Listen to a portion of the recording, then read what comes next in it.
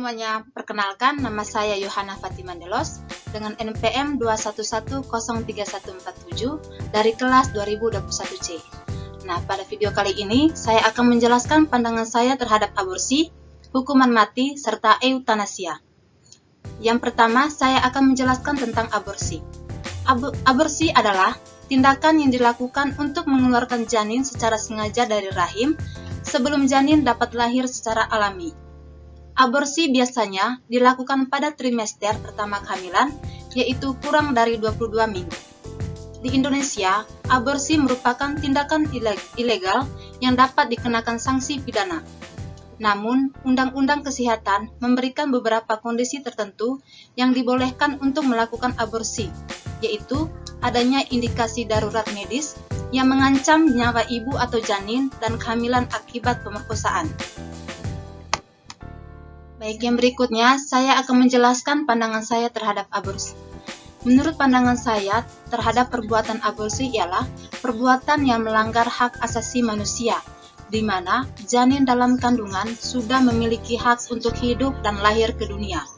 Setiap orang berhak untuk hidup, mempertahankan hidup, dan meningkatkan taraf kehidupannya. Namun demikian, secara legal formal, diberikan peluang aborsi dilakukan secara legal ketika ada indikasi kedaruratan medis yang dideteksi sejak usia dini kehamilan, baik yang mengancam nyawa ibu atau janin, yang menderita penyakit genetik berat atau cacat bawaan, maupun yang tidak dapat diperbaiki, sehingga menyulitkan bayi tersebut hidup di luar kandungan, atau karena kehamilan akibat pemerkosaan yang dapat menyebabkan trauma psikologis bagi korban perkosa. Di samping itu, meskipun aborsi diperbolehkan, namun Undang-Undang Kesehatan menetapkan syarat tertentu di antaranya oleh tenaga medis dan tenaga kesehatan yang berkompeten dan memiliki kewenangan untuk melakukan tindak aborsi disertai dengan fasilitas pelayanan kesehatan yang telah memenuhi persyaratan dari Menteri Kesehatan. Selain itu, diperlukan persetujuan dari wanita hamil yang bersangkutan dan atas izin dari suami, terkecuali bagi korban pemerkosaan. Baik, yang berikut saya akan menjelaskan tentang hukuman mati.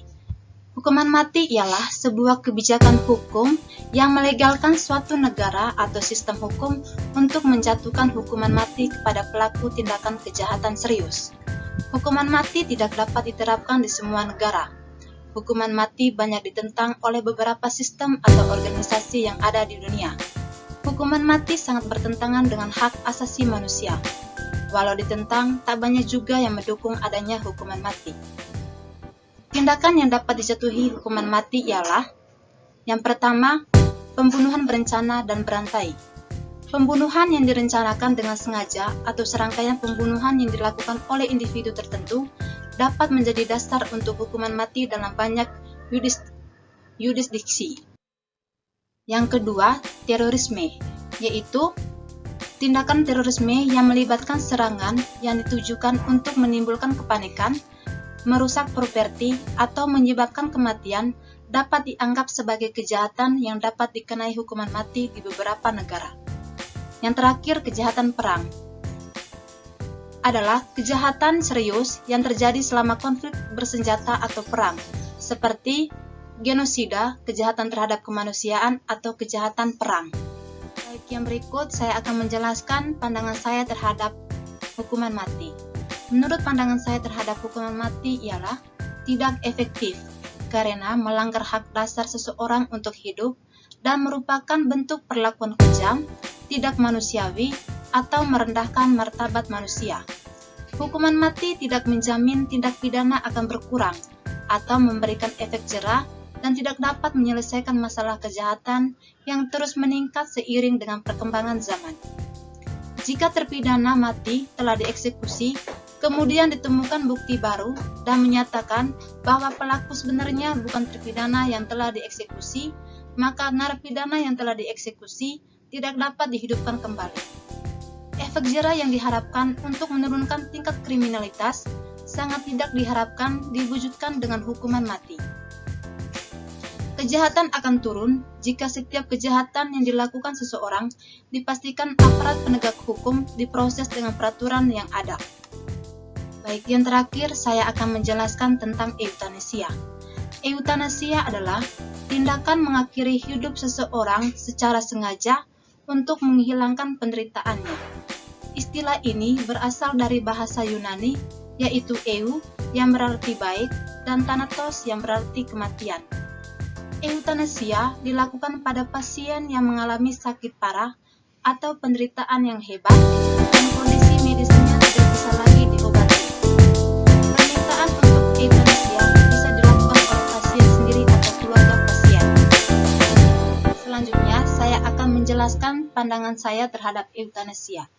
Menurut pandangan saya, eutanasia tidak melanggar hukum, karena dari perspektif medis, eutanasia merupakan tindakan mengakhiri hidup atas permintaan pasien dan keluarganya.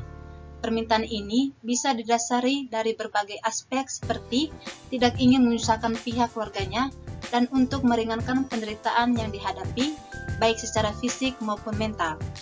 Yang berikut, eutanasia memiliki beberapa jenis. Yang pertama, eutanasia sukarela.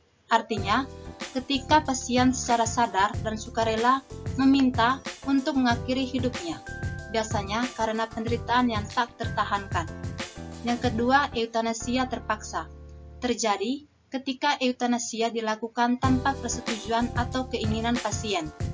Yang ketiga, eutanasia aktif, yaitu di mana seseorang melakukan tindakan aktif untuk mengakhiri kehidupan pasien, misalnya dengan memberikan dosis obat yang mematikan.